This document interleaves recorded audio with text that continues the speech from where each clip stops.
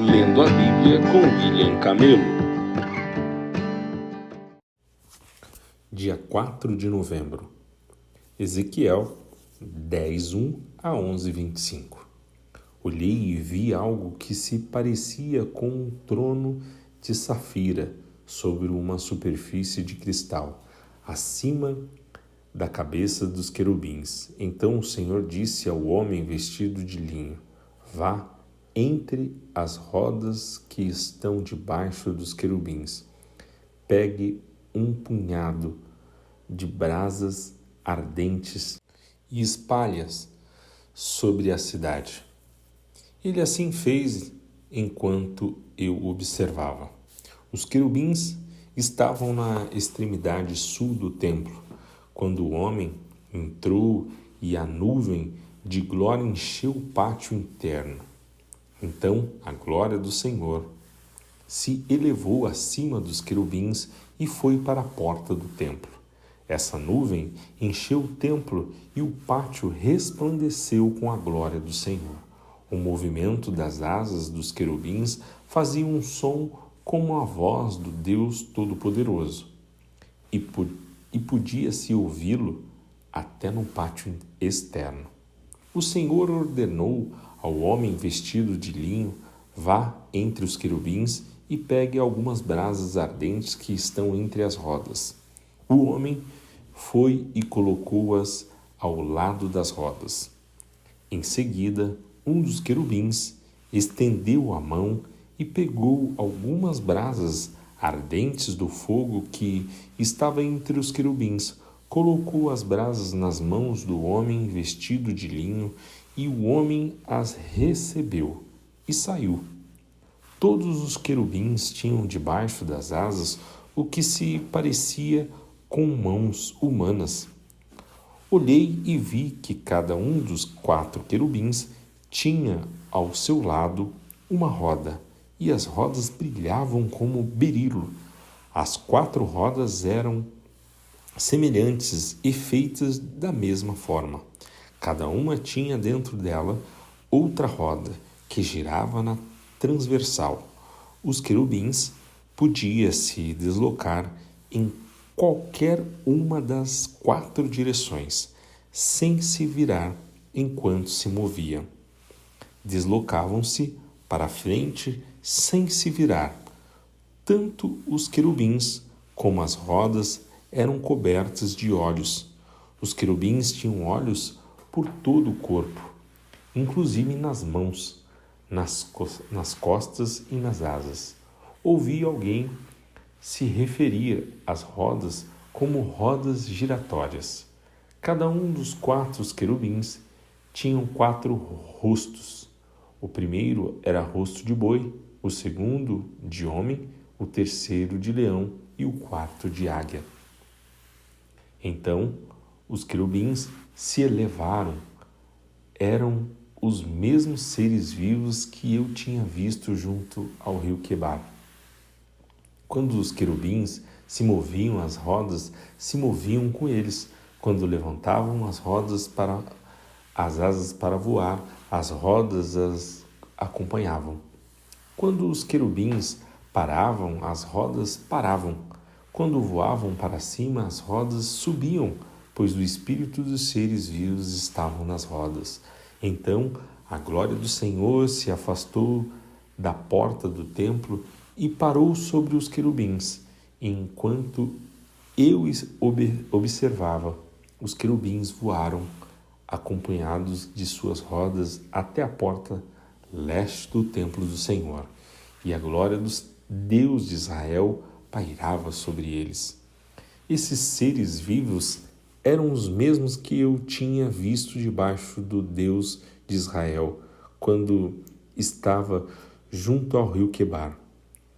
Eu sabia que eram querubins, pois cada um tinha 4 rostos, 4 asas, e os que se parecia com mãos humanas debaixo das asas. E seus rostos eram iguais aos dos seres que eu tinha visto no Quebar, e se deslocavam para a frente como os outros. Então o Espírito me pôs em pé e me levou à porta leste do templo do Senhor, onde vi 25 homens. Entre eles estavam Jazanias, filho de Azur, e Pelatias, filho de Benaia, líderes do povo. O Espírito me disse: Filho do homem, estes são os homens que planejam o mal e dão conselhos perversos nesta cidade. Dizem ao povo: não acham que é uma boa hora para construir casas? Esta cidade é como uma panela de ferro. Estamos seguros dentro dela como a carne na panela. Portanto, filho do homem, profetize contra eles em alta voz. Então o Espírito do Senhor veio sobre mim e ordenou que eu dissesse: assim diz o Senhor ao povo de Israel: eu sei o que vocês dizem, pois conheço cada pensamento que lhes vem à mente. Assassinaram muitos nesta cidade e encheram suas ruas de cadáveres. Portanto, assim diz o Senhor soberano: de fato, esta cidade é panela de ferro, mas os pedaços de carne são aqueles que vocês mataram. Quanto a vocês, em breve os arrasarei da panela.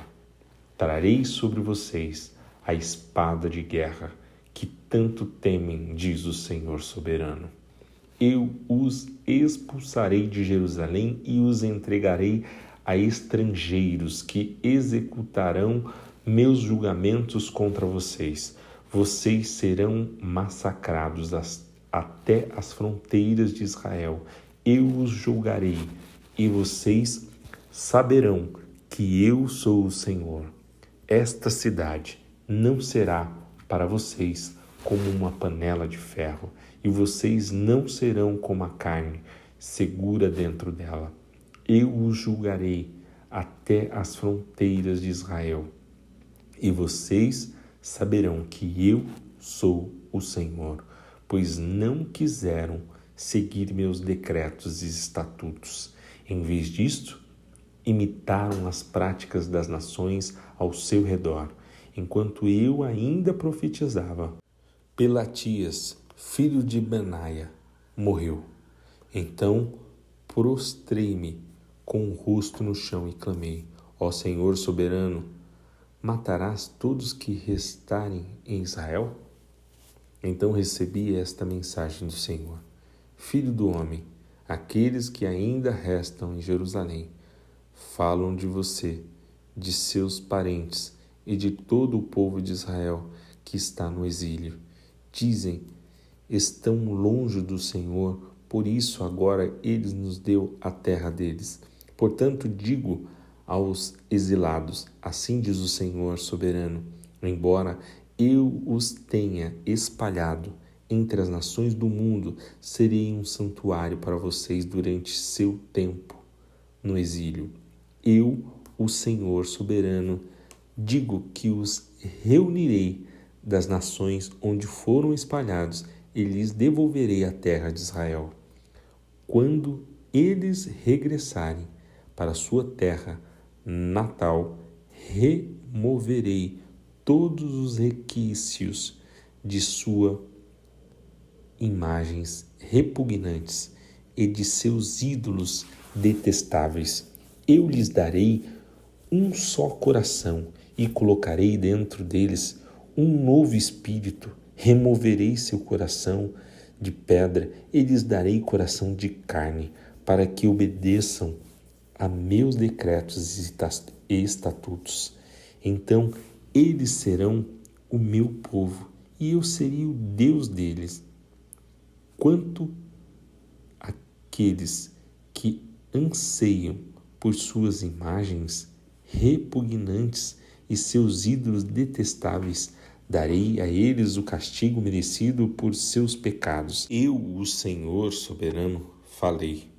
Então os querubins levantaram as asas, acompanhados de suas rodas, e a glória do Senhor, Deus de Israel, pairava sobre eles. Então a glória do Senhor subiu da cidade e parou acima do monte a leste. Depois disso, o Espírito de Deus me levou de volta à Babilônia para o povo no exílio.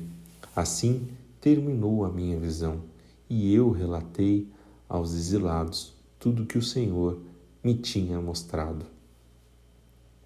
Hebreus 6, de 1 a 20.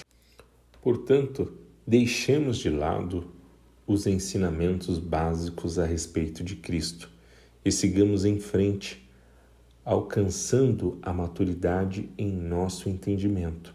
Certamente, não precisamos lançar novamente os alicerces, ou seja, o arrependimento das obras mortas, a fé em Deus, o batismo, a imposição de mãos, a ressurreição dos mortos e o julgamento eterno. Se Deus permitir, avançaremos para um maior entendimento, pois é importante trazer de volta ao arrependimento aqueles que já foram iluminados, que já experimentaram as dádivas celestiais e se tornaram participantes do Espírito Santo, que provaram a bondade da palavra de Deus e os poderes do mundo por vir, e que depois se desviaram. Sim, é impossível trazê-los de volta ao arrependimento, pois ao rejeitar o Filho de Deus, eles voltaram a pregá-lo na cruz, expondo-o à vergonha pública. Quando a terra absorve a chuva que cai e produz uma boa colheita para o lavrador, recebe a bênção de Deus. Mas se a terra produz espinhos e ervas daninhas, para nada serve, sendo logo amaldiçoada e por fim queimada. Amados, embora estejamos falando desta forma, na realidade não cremos que se aplique a vocês. Temos certeza de que estão destinados às coisas melhores, que pertencem à salvação, pois Deus não é injusto, não se esquecerá de como trabalharam arduamente para Ele e lhe demonstraram seu amor ao cuidar do povo santo, como ainda fazem. Nosso desejo é que vocês continuem a mostrar essa mesma dedicação até o fim, para que tenham plena certeza de sua esperança. Assim, não se tornarão displicentes, mas seguirão o exemplo daqueles que, por causa da sua fé e perseverança, herdarão as promessas. Considerem a promessa de Deus a Abraão, uma vez que não havia ninguém superior por quem jurar. Deus jurou por si mesmo, disse ele: certamente o abençoarei e multiplicarei grandemente seus descendentes. Então Abraão esperou com paciência e recebeu o que lhes fora prometido. Quando a pessoa faz um juramento, invoca alguém maior que ela, e sem dúvida o juramento implica uma obrigação. Deus também se comprometeu por meio de um juramento para que os herdeiros da promessa tivessem plena convicção de que ele jamais mudaria de ideia. A promessa e o juramento não podem ser mudados, pois é impossível que Deus minta. Portanto, nós, que nele nos refugiamos, estamos firmemente seguros ao nos apegarmos à esperança posta diante de nós. Essa esperança é uma âncora firme e confiável para a nossa alma. Ela nos conduz até o outro lado da cortina para o santuário interno. Jesus já entrou ali por nós. Ele se tornou nosso eterno sumo sacerdote, segundo a ordem de Melquisedeque. Salmos 105, de 16 a 36. Mandou vir fome sobre a terra de Canaã e cortou a provisão de alimentos. Então enviou um homem adiante dele, José, que foi vendido como escravo. Feriram seus pés com correntes e com ferro prenderam seu pescoço. O Senhor pôs José à prova, até chegar a hora de cumprir sua palavra. O faraó mandou chamar José e o libertou. O governante de nações lhe abriu a porta da prisão. José foi encarregado do palácio real e se tornou administrador de todos os seus bens. Tinha toda a liberdade de instruir os assistentes do faraó e de ensinar os conselheiros da corte. Então Israel chegou ao Egito. Jacó viveu como estrangeiro na terra de Cã. O Senhor multiplicou seu povo até que se tornaram mais numerosos que seus opressores. Voltou os egípcios contra seu povo e eles tramaram contra os servos do Senhor. Mas o Senhor ouviu Moisés, seu servo, e Arão, a quem havia escolhido. Eles realizaram sinais entre os egípcios, maravilhas na terra de Cã.